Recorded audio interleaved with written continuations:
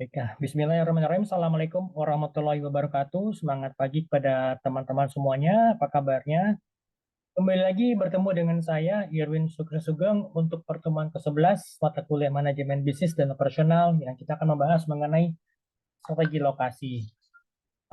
Strategi lokasi ini kita bicara mengenai mulai dari definisi dari lokasinya sendiri, kemudian juga bentuk efisiensi maupun juga tujuan penentuan lokasi, kemudian juga faktor penentu lokasi, baik mulai dari input, kemudian juga dari sisi prosesnya, dan juga dari sisi outputnya.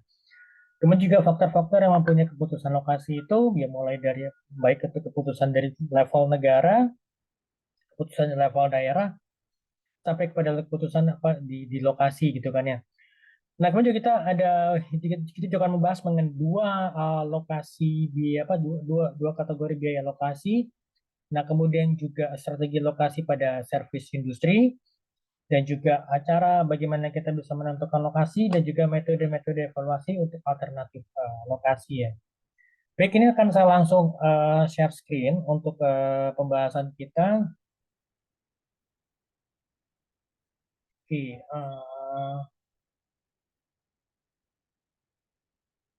ya saya bahas dulu mengenai mulai dari apa definisi ya. Jadi sebenarnya apa sih yang dimaksud dengan lokasi? Jadi lokasi itu fokusnya kepada tempat di mana perusahaan ini beroperasi yang dikaitkan dengan kegiatan operasional dengan dibantu oleh sisi eksternal perusahaan, gitu kan ya.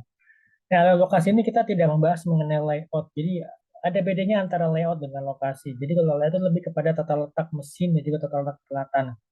Termasuk juga tata letak di perkantoran yang berkaitan dengan kegiatan operasional internal perusahaan. Jadi kalau layout itu lebih kepada fokusnya pada internal company. Nah, kalau lokasi itu fokusnya pada eksternal perusahaan kan gitu ya. Nah, kemudian juga kita lihat apa sih sebenarnya tujuan tujuan dari penentuan lokasi. Sebenarnya tujuan utama itu adalah yang ingin dicapai itu adalah bagaimana kita bisa memperoleh manfaat lokasi yang efisien bagi perusahaan kan gitu ya. Untuk efisiensinya itu ada dua, itu mulai dari efisiensi dari sisi penyerapan informasi, menekankan mudahnya hubungan dengan berbagai pihak seperti pemerintahan, kemudian juga bank, kemudian juga rekanan atau supplier, pertemuan dengan para pelanggan, dan juga dengan calon pelanggan. Efisiensi dari sisi operasional, jadi kegiatan fisik yang ingin dicapai dalam mendapatkan bahan baku, sumber energi, sewa tanah untuk pabrik, dan juga pajak yang murah, dan gitu ya. Oke, ini saya coba melanjutkan dengan saya coba kasih additional item dari saya ya sebentar.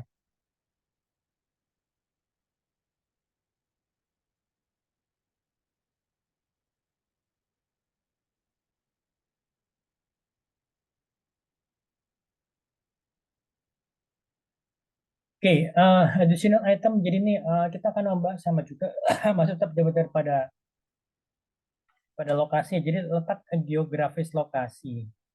Nah, pemilihan lokasi ini harus didasarkan pada pengkajian seksama yang berkaitan dengan unit ekonomi dari instalasi spesifik yang hendak dibangun. Kita mau bangun apa nih gitu kan? Kita mau bangun apa di lokasi kan? Jadi harus harus disesuaikan dengan itu kan. Jadi baik dari segi teknis konstruksinya, jadi bagaimana keadaan tanah, kemudian juga bagaimana kondisi iklim di sana, apakah daerahnya daerah yang curah hujannya tinggi atau curah hujannya sedang atau bahkan mungkin curah hujannya rendah, atau mungkin terletak di daerah yang sering terjadi gempa bumi kan, misalnya terletak di lempengan, maupun juga kelangsungan operasi dan juga produksi di masa yang akan datang kan gitu ya. Nah, jadi yang kedua juga dari waktu ke waktu tuh muncul faktor-faktor baru yang mempengaruhi pertimbangan. Misalnya adanya perhatian yang semakin besar, ada juga peraturan-peraturan yang semakin ketat dalam masalah lingkungan hidup. Jadi karena apa? Perhatian dari masyarakat yang semakin besar mengenai masalah lingkungan hidup, yang mengenai masalah perubahan iklim atau climate change, dan juga semakin ketatnya peraturan-peraturan yang terkait dengan masalah lingkungan hidup. Dan ini jadi ada banyak langkah-langkah yang harus digunakan dalam penentuan pemilihan lokasi. Jadi mulai dari identifikasi daerah atau regional, kemudian juga lokasi atau site, faktor penunjang, dan juga lain-lainnya seperti ya sikap dari masyarakat terhadap proyek ataupun investasi, masalah lingkungan hidup, dan juga peraturan-peraturan yang mendukung baik dari segi pajak, dari segi peraturan peraturan mengenai perburuhan, maupun juga untuk biaya masuk dan juga misalnya untuk kita mengirim barang baik itu bahan baku, bahan mentah, juga untuk kita olah di pabrik, itu pasti ada biaya masuknya. Dan ini seberapa besar biaya masuknya kan gitu ya. Seperti itu juga mungkin juga nanti untuk mesin-mesin gitu kan. Mungkin kalau mesin oke lah, jadi kan itu kan cuma sekali masuk. Tapi bayangkan ketika kita memasukkan bahan-bahan baku yang kita kirim dari luar negeri, kita import dari luar untuk kita olah kembali di sini, itu pasti kan juga biaya masuknya itu kan juga perlu diperhatikan kan gitu ya. Lalu kemudian kita akan ngebahas mengenai letak geografis lokasi. Kita lihat ada tiga ya, ada tiga poin yang perlu diperhatikan, mulai dari identifikasi daerah atau regional, lokasi atau site-nya, kemudian juga ada beberapa faktor-faktor penunjang lainnya. Identifikasi daerah atau regional ini dipertimbangkan garis besar faktor seperti kedekatan dengan daerah pemasaran, tersedianya bahan-bahan baku, dan juga tenaga kerja. Juga mengenai faktor iklim dan juga gempa bumi yang perlu diperhatikan dalam identifikasi calon daerah di mana kita akan membangun proyek. Kira-kira ini misalnya kan daerah yang kita pilih ini apakah faktor iklimnya bagaimana? Mungkin secara untuk daerah pemasaran sudah cocok gitu kan, dekat-dekat dengan pasar. Kemudian juga untuk bahan baku juga tersedia melimpah kan gitu. Ya kan? Kemudian juga mengenai faktor iklim yang bisa dibilang memungkinkan ya. Jadi baik kita mungkin iklimnya baik curah hujannya tinggi maupun curah hujannya rendah, itu tidak akan mempengaruhi faktor produksi.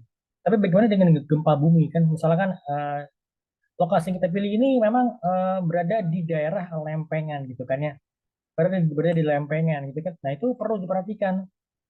Eh, Kira-kira faktor-faktor apa sih yang perlu kita perhatikan ketika kita memilih wilayah yang berada di lempengan atau ada itu wilayah yang berada yang wilayah yang rawan gempa bumi kan gitu ya. Bisa jadi mungkin kita bisa memprediksi wilayahnya kan, tetapi kita tidak bisa memprediksi kapan terjadi gempa buminya ini kan seperti itu. Lalu yang kedua, lokasi atau saya dilanjutkan dengan lebih kita mempersempit lagi daerah pemilihannya, yaitu menentukan lokasi yang pasti dalam daerah yang telah dianggap memenuhi persyaratan. Jadi diteliti lebih jauh faktor-faktor misalnya faktor-faktor tersedianya tanah, topografi, dan juga kondisi. Baik itu kondisinya daerah yang daerah rawa-rawa atau daerah berbatu kan gitu ya. Kemudian juga beberapa faktor-faktor penunjang, misalnya dalam memilih lokasi perlu diperhatikan juga faktor-faktor penunjang seperti misalnya utilitas, infrastruktur, dan juga fasilitas pelayanan umum. Oke, kemudian juga identifikasi daerah. Kita juga perlu memperhatikan mengenai ketersediaan bahan baku dan juga daerah pemasaran kan gitu ya. Nah, untuk bahan baku ini pabrik membutuhkan bahan baku pastinya kan yang akan diproses menjadi produk jadi kan gitu ya. Nah, untuk supaya bisa sampai ke pabrik kita perlu diangkut dari sumbernya kan, sumbernya diambil dari mana di bahan bakunya kan gitu ya. Jadi satu perusahaan itu sangat berkepentingan menjaga agar suplai bahan baku itu dapat berkesinambungan, jadi jangan sampai terputus kan gitu ya. Dan juga dipastikan juga harganya itu layak dan juga biaya transportasi itu sangat terjangkau kan gitu. Karena kan berpengaruh terhadap harga produknya kan gitu. Makanya salah satu pertimbangan dalam memilih lokasi itu adalah dekat dengan sumber bahan baku. Bahkan juga untuk industri tertentu, kedekatan dengan sumber bahan baku itu merupakan suatu keharusan bila ingin mencapai biaya produksi yang ekonomis. Misalnya masuk ke dalam kategori misalnya apa? Pabrik gula tebu itu pasti kan dekat dengan dengan perkebunan tebunya kan gitu ya.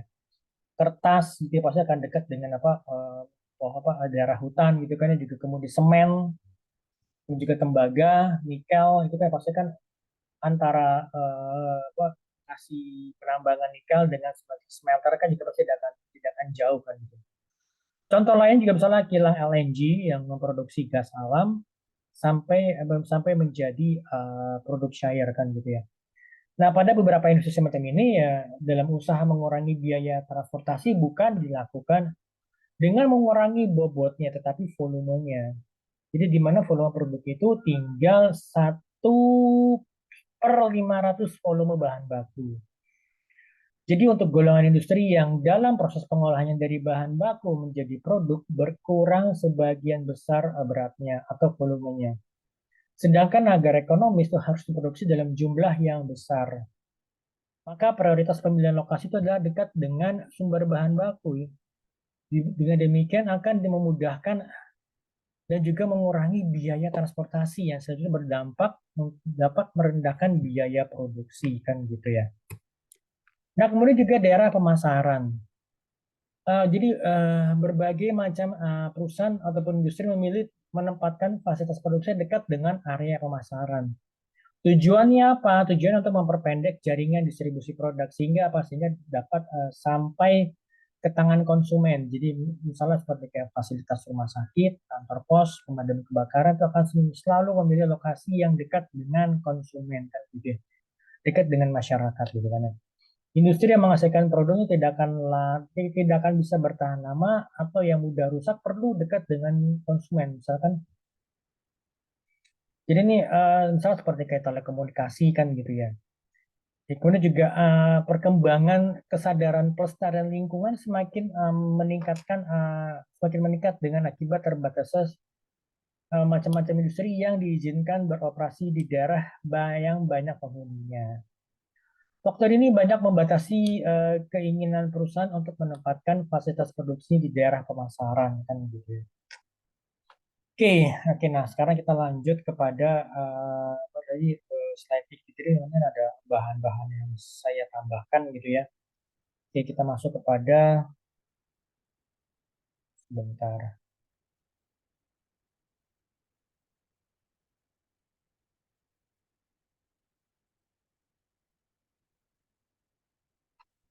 Oke, itu sudah jelas kan tujuan penentuan lokasi kan sudah jelas ya. Jadi memperoleh manfaat lokasi yang efisien bagi perusahaan. Jadi mulai dari menekankan kemudahan hubungan dengan beragam pihak, baik itu dari pihak pemerintah ya, pemerintah pusat, pemerintah setempat, kemudian juga baik dari sisi bank, kemudian juga rekanan ataupun supplier, kemudian juga dengan pertemuan dengan pelanggan maupun juga calon pelanggan. Kemudian dari sisi efisiensi dari segi operasional kegiatan fisik ini ya ingin dicapai dalam mendapatkan bahan baku, sumber energi, sewa tanah, ataupun untuk pabrik dan juga pajak yang murah kan gitu ya.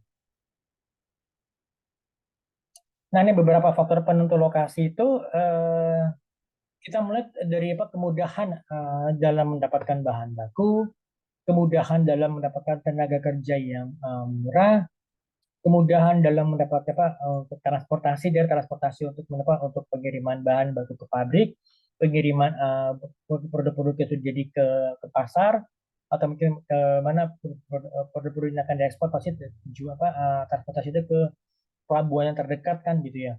Dan juga kemudahan dalam mendapatkan air bersih kan gitu, sumber-sumber air bersih.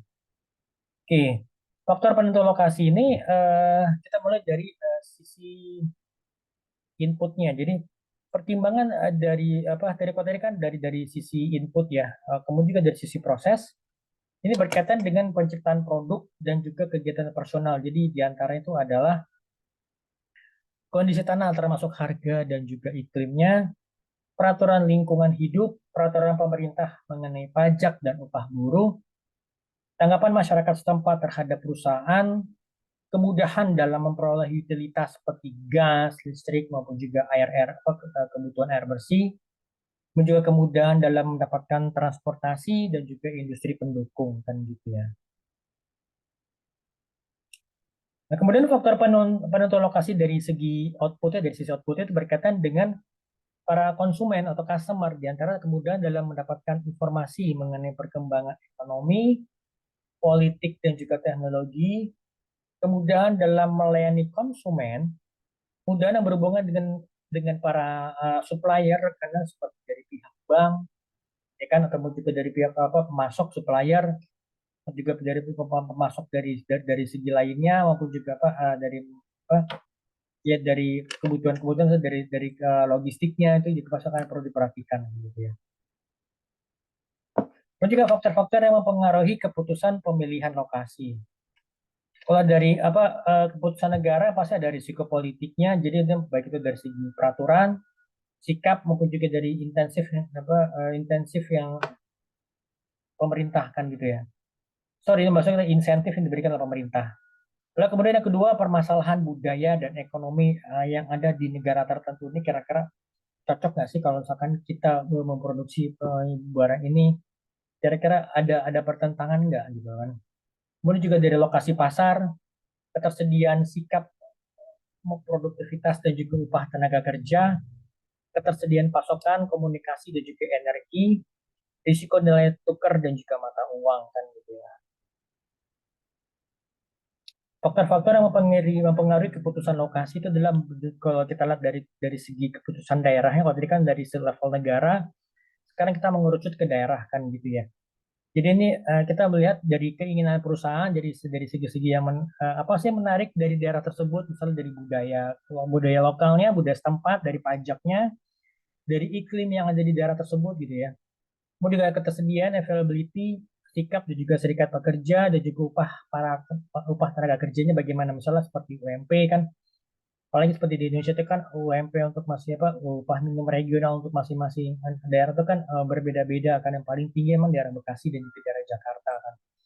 Nah, makanya misalkan kalau pabrik ini akan direlokasi misalnya dari Bekasi ke luar kota, misalnya bahkan keluar Pulau Jawa, itu pasti ada pasti ada faktor-faktor yang ya penentunya kan gitu ya. Dan juga biaya dan ketersediaan layanan umum ya kan, seperti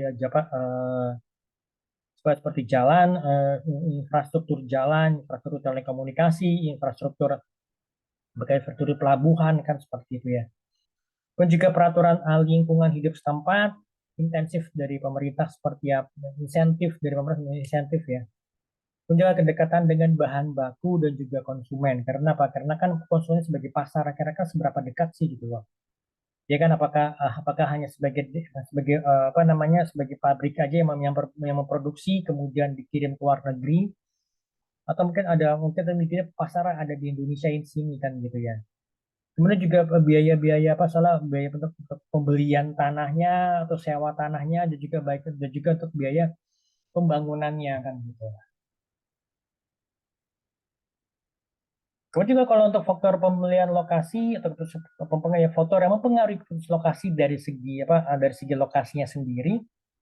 Jadi dari ukuran dan biaya lokasi, sistem transportasi, kemudian pembatasan daerah, kedekatan kepada jasa atau pasokan yang dibutuhkan, dan juga permasalahan mengenai dampak lingkungan hidup kan gitu ya. Dua kategori biaya lokasi, pertama dari biaya nyata, tangible cost, dan juga biaya yang tidak nyata, intangible cost. Biaya nyata itu biaya-biaya sifatnya langsung dapat dikenali dan dapat dihitung secara tepat. Misalnya seperti biaya layanan umum, biaya tenaga kerja, biaya bahan baku, pajak yang harus dibayarkan, kan seperti itu.